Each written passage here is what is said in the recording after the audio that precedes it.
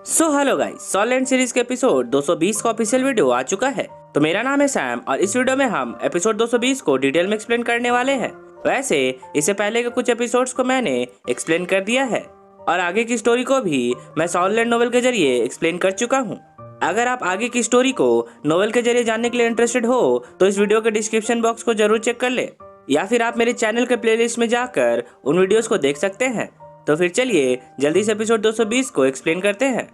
अब जैसे ही वीडियो शुरू होता है तो हमें बीबी दोंग को दिखाया जाता है, जो कि अपने सीक्रेट लोकेशन पे ट्रेनिंग कर रही थी। इस समय बीबी दोंग अपने सेकंड मार्शल सोल साओ लिटर स्पाइडर एम्परर के फॉर्म में थी और वो अपने क्लोन की मदद से अपने first martial soul death spider emperor के 9th soul skill undying body की डिफेंसिव पावर को और ज्यादा बढ़ाने की प्रैक्टिस कर रही थी। लेकिन वो इस कोशिश में लगातार फेल होती जा रही थी। खुद को लगातार फेल होता देखकर बीबी दोंग गुस्सा हो जाती है और फिर खुद से कहती है कि अगर उस दिन तांगसेंग ने टांग नहीं अड़ाया होता तो मेरे पास और 2 सेंचुरी मिलेनियम सोल रिंग्स होती। अब तुरंत ही बीबी दोंग को किसी के आने की आहट सुनाई पड़ती है। इसके बाद वो तुरंत पूछती है, कौन है, क्या बात है। बीबी दोंग की रिफ्लेक्ट की गई एनर्जी वेव को महसूस करते ही एलिफेंट मास्टर हुयांजिन की हालत डर से खराब हो जाती है। फिर भी वो हिम्मत करके बीबी दोंग से कहता है, योर हाइनेस, हमें खबर मिली है कि तियान द एम्पायर के एम्परर शू बैंग हमारे देश पर हमला करने के लिए अपने सैनिकों को इकट्ठा कर रहे हैं। ये सुनते ही बीबी दोंग मुस्कुराते हुए कहती है, हमारी सेना के लिए यह लड़ाई जीतने का सही समय है। अगर हमारी सेना यह लड़ाई जीत जाती है तो हमें तियान द एम्पायर का भय नहीं रहेगा।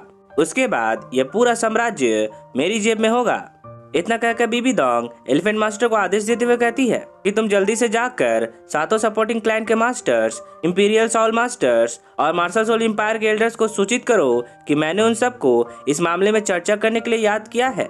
आदेश सुनते ही एलिफेंट मास्टर वहां से चला जाता है और सभी हेड मेंबर्स को लेकर मार्शल हॉल में मीटिंग के लिए पहुंच जाता है।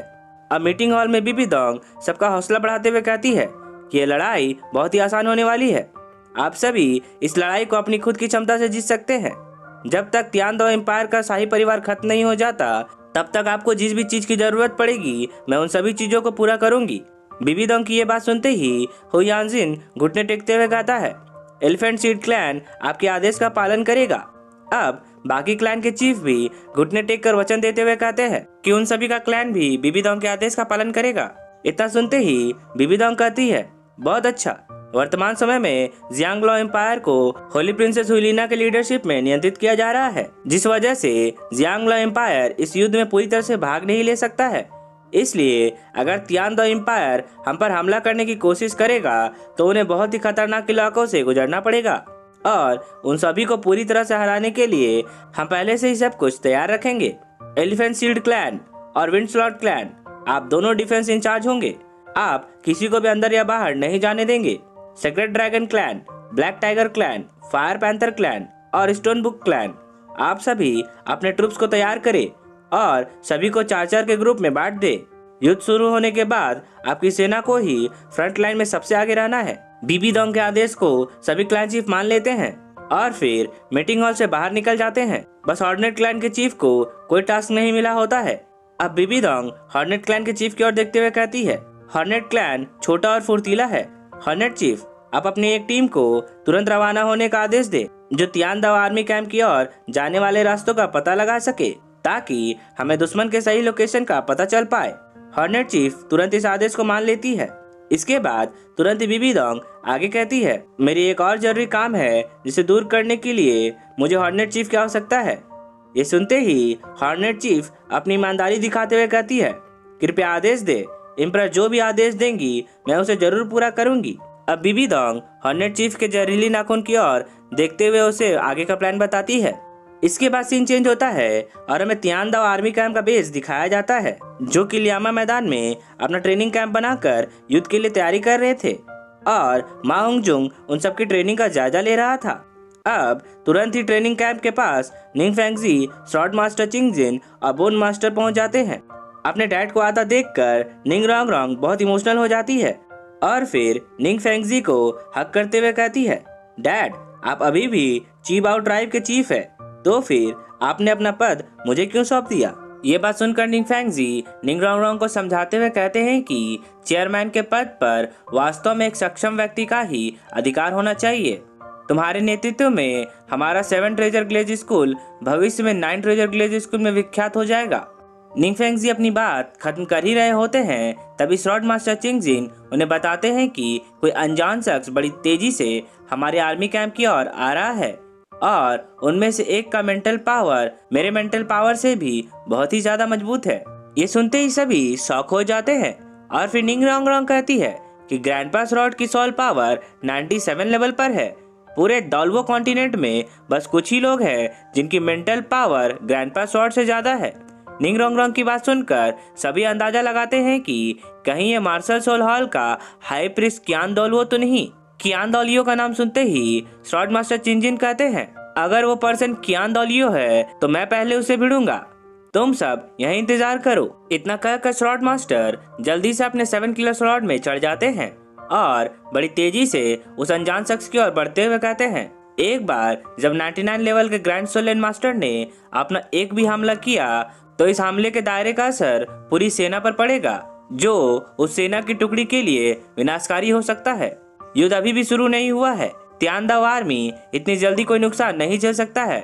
इतना कहते ही स्वॉर्ड मास्टर अपना 6 soul skill 10,000 swords return to the sect को उस अनजान सॉल मास्टर के डायरेक्शन में लॉन्च कर देते हैं। वास्तव में तियानदाओ आर्मी के बेस कैंप की ओर बढ़ने वाले और कोई नहीं बल्कि तांगसेंग और शावू थे, लेकिन जब वे अपनी ओर स्वॉर्ड मास्टर चिंगजिन के 10,000 तलवारों की बौछार होते देखते हैं तो वे जल्दी से उन तलवारों को डॉज करने लगते हैं।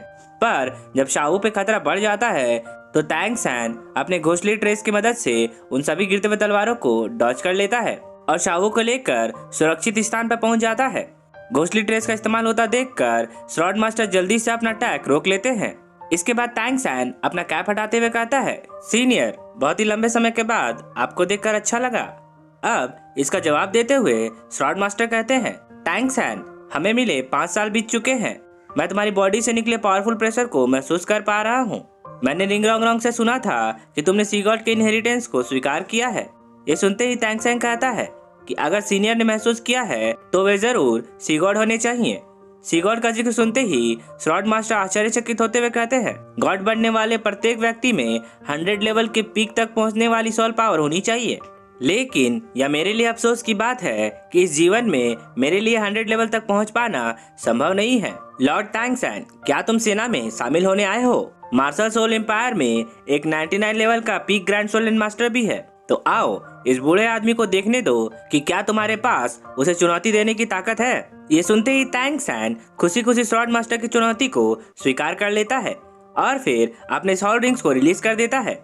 दूसरी ओर आर्मी कैंप के पास डीन फ्रेंडर और मा होंगजुंग आपस में बातें कर रहे होते हैं और डीन फ्रेंडर मा होंगजुंग के पतले होने का राज पूछते हैं।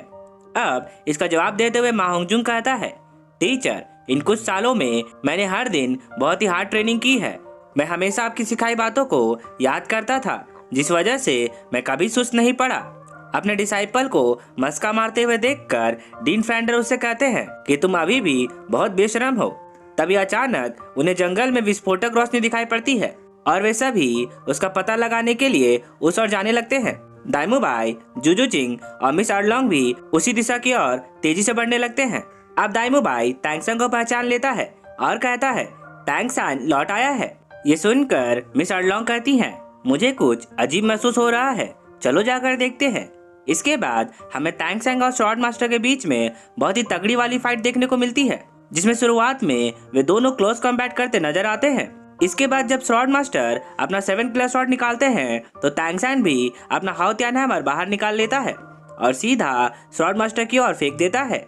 स्वॉर्ड मास्टर बड़े ही स्टाइल से तांगसेंग के हैमर को घुमाकर दूर फेंक देते हैं, लेकिन गलती से निंग रोंगरोंग भी उसी डायरेक्शन में पहुंच जाती है। पर ऑस्कर अपने फ्लाइंग मशरूम की मदद से जल्दी से निंग रोंगरोंग को बचा लेता है। सेफ होते ही निंग रोंगरोंग सभी टीचर से पूछती है कि आखिर ग्रैंडपा शॉर्ड और ब्रदर सैन आपस में क्यों लड़ रहे हैं। अब इसका जवाब देते हुए डीन फ्रेंडर कहते हैं, जिस तरह से वे दोनों लड़ रहे हैं उसमें कोई हत्या करने का इरादा नहीं है, ये बस एक फ्रेंडली फाइट है, इसमें चिंता करने की कोई बात नहीं है।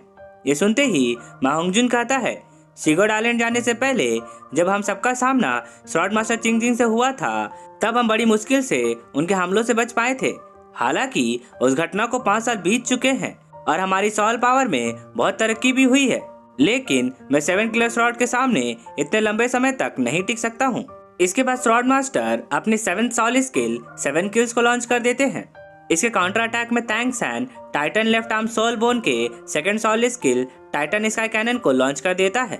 जब ये दोनों अटैक आपस में टकराते हैं तो एक बहुत बड़ा विस्फोट होता है और बहुत बड़ी तरंगे बहने लगती हैं, जिसे देखकर डीन फ्रेंडर सभी से कहते हैं ये तो मेनलैंड के नंबर 1 ग्रैंड सोल मास्टर का बेस्ट सोलो अटैक था, जिसे वास्तव में तैंग सैंग ने एक सॉल बोन स्किल से ब्लॉक कर दिया। अब मा होंगजुंग पेड़ के पीछे चिपते हुए कहता है, टीचर भूलिए मत, तैंग सैन मॉन्स्टर्स के बीच में सबसे बड़ा मॉन्स्टर है।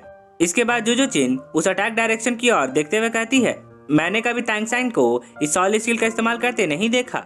ये सुनते ही दाइमुबाई कहता है, हो सकता है कि जिस समय हम अलग हुए थे उसी बीच तैंग सैन एक ग्रैंड सोल मास्टर बन गया हो। अब तैंग सैन फिर से मौका पाते ही श्रॉड मास्टर के साथ क्लोज कॉम्बैट करने लगता है, पर क्योंकि श्रॉड मास्टर की सॉल पावर तैंग सैंग से बहुत ज्यादा है, इसी कारण उन्हें तैंग सैंग के अटैक मूव्स बड़ी आसानी से पता चल जा रहे थे। इसके बाद जैसे ही उन दोनों के बीच में बड़ा गैप आता है तो श्रॉड मास्टर फिर से तैंग सैंग पर हजारों तलवारों की बारिश कर देते हैं।